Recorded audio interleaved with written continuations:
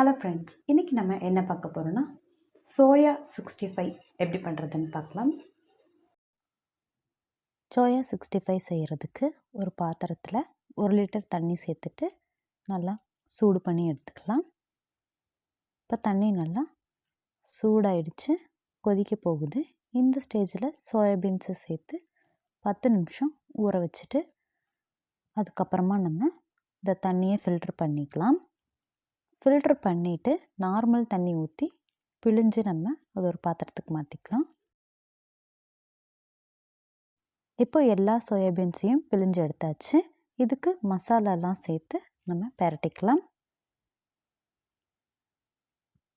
ஒரு பாத்திரத்தில் சோயாபீன்ஸ் சேர்த்துட்டு தேவையான அளவு உப்பு சேர்த்துக்கலாம். 2 டேபிள் ஸ்பூன் இஞ்சி பூண்டு பேஸ்ட்டு, 2 டேபிள் ஸ்பூன் தயிர், 1/4 டீஸ்பூன் மஞ்சள் தூள், 1 டேபிள் ஸ்பூன் மிளகாய்த்தூள், 1/2 table spoon chilli chicken masala, 1 table spoon chicken masala, 1/2 table spoon biryani masala, 2 table spoon கடலை மாவு, 1 table spoon cornflour, 1 table spoon அரிசி மாவு, 1/2 லெமன் பிழிஞ்சிட்டு எல்லாத்தையும் நல்லா கலந்துக்கலாம்.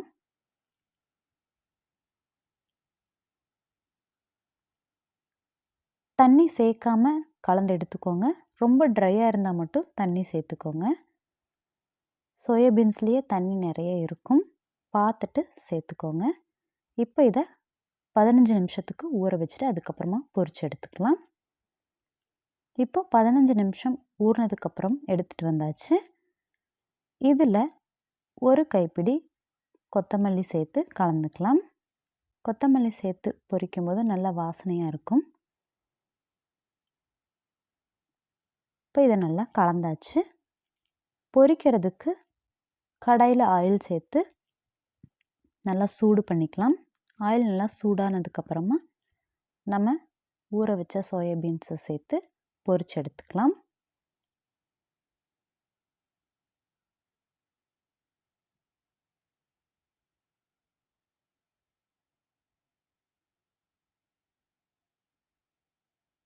சோயாபீன்ஸ் சேர்த்த உடனே கிளறிடாதீங்க, கொஞ்சம் டைம் விட்டு அதுக்கப்புறமா கிளறுங்க. அப்போ தான் கீழே ஒட்டாமல் வரும்.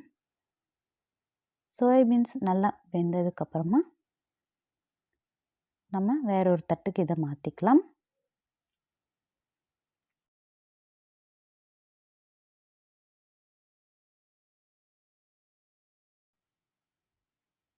இப்போ சோயாபீன்ஸ் எல்லாம் நல்லா வெந்து வந்துருச்சு.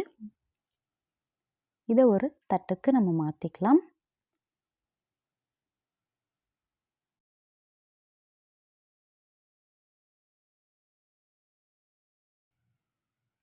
இதே மாதிரி எல்லா சோயாபீன்ஸையும் நம்ம பொரிச்சு எடுத்துக்கலாம். சூப்பரான சோயா 65 ரெடி ஆயிடுச்சு. கண்டிப்பாக ட்ரை பண்ணி பாருங்கள். ரொம்ப டேஸ்ட்டாக குயிக்காக செய்யக்கூடிய ரெசிபி இது. குழந்தைங்களுக்கு ரொம்ப பிடிக்கும்.